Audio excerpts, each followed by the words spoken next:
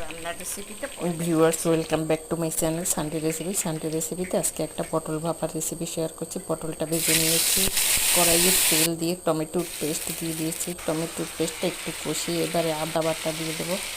আদা বাটা দিয়ে একটু কষিয়ে নেব। এখানে আমি কাজু বাদাম বাটা দিয়ে দিয়েছি। এটা একটু কষিয়ে রান্নার জন্য পরিমাণ মতো জল দিয়ে দিয়েছি। আর এটা হলো নারকেলের পেস্ট।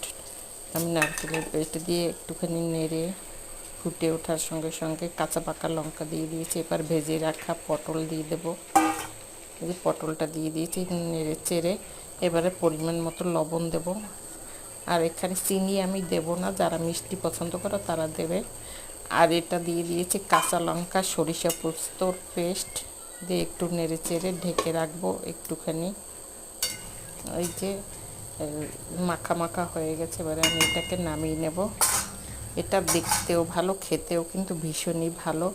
রেসিপি ভালো লাগলে লাইক কমেন্ট শেয়ার করে পাশে থেকো। রান্নাটাও সহজ আর খেতেও